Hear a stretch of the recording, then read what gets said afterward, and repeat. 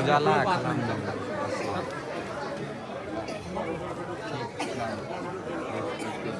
केकरा भाई जबर वो जो पड़ता क्या नाम है थोड़ा क्या उसका नंबर है गोली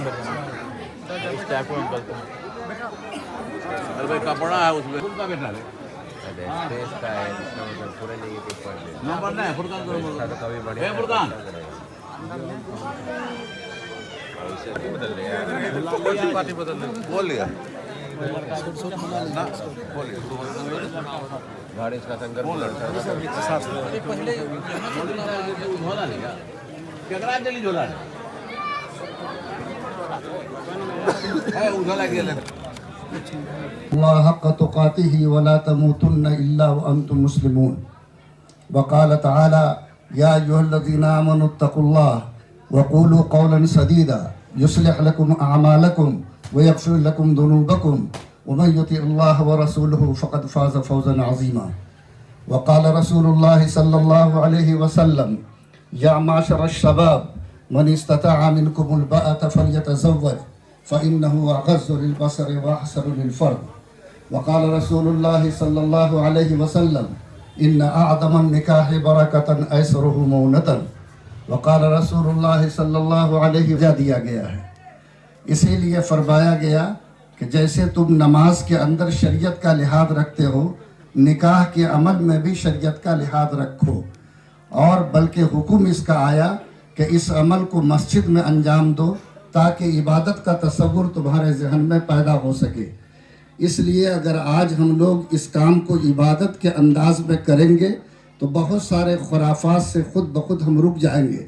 वरना याद रखिए आजकल निकाह के अमल में मुसलमानों के यहाँ जो अमल होता है, शैतान को भी उस पर शर्म आती है कि हम किस तरह के रुख पर चल रहे हैं और कैसे रास्ते को हम अपनाए हुए हैं। आज निकाह में इबादत का तसव्वुर जहन से ख़त्म हो गया।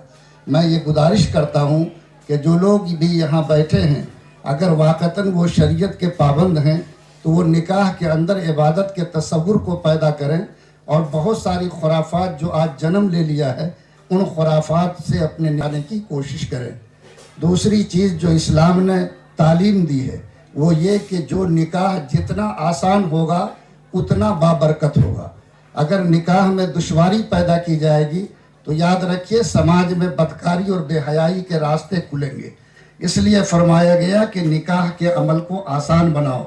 निकाह वो मुक़द्दस अमल है जिससे पाकीज़ा समाज की बुनियाद पड़ती है, जिससे अच्छी नस्ल के दुनिया में आने का रास्ता पैदा होता है, जिसकी बुनियाद पर एक इंसान इस काबिल होता है कि वो अपनी निगाह को नीची करके और अपनी आबरू की हिफाजत के साथ ज़िंदगी गुजार सके और दूसरे तमाम तरह की गलतकारियों से बच सके।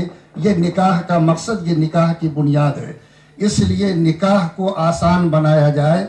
हर आदमी इसकी कोशिश करे कि जो कुछ मुश्किलात पैदा हो गई हैं उनको हम ख़त्म करेंगे और निकाह के अमल को आसान से आसान बनाएंगे।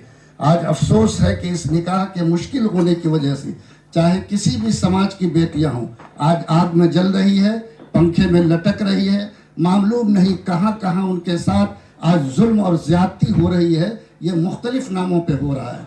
सरकार और हुकूमत ने भी बहुत सारी चीज़ों पर पाबंदी लगाई है कि निकाह के अमल में इन चीज़ों से बचा जाए, लेकिन आज उसके बावजूद अल्लाह का कानून भी अलग, सरकार का कानून भी अलग, और हम सब अपने नफ्स और मन के हिसाब से निकाह के अमल को अंजाम देते हैं। गुजारिश ये है कि निकाह के मामले में जो हमको तालीम दी गई है कि हम इंशाअल्लाह उसको आसान बनाएंगे। आप आसान बनाएंगे तो अल्लाह के नबी ने उस निकाह में बरकत का वादा किया, अल्लाह की तरफ से उस निकाह के अमल में बरकत होगी। आखिरी बात ये कि इस खुतबे के अंदर 3 आयतें पढ़ी गई, तीनों में कहा गया है कि इत्तकुल्लाह, अल्लाह से डरो। निकाह का अमल बड़ा नाजुक है, इससे सिर्फ 2 हाथ नहीं जुड़ते बल्कि 2 घर का रिश्ता जुड़ता है।